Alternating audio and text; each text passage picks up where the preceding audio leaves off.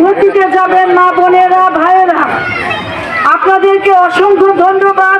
আপনারা ধানের শীষকে শ্যামল সাহেবকে ভালোবাসেন বলেই আজকে এত বড় সমাবেশ।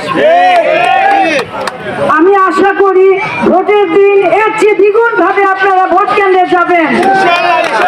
সবাই ইনশাল্লাহ।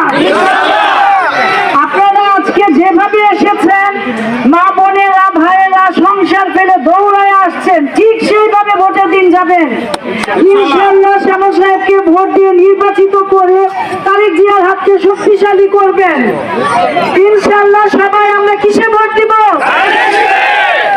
সবাই আমরা কিসে ভোট দিব?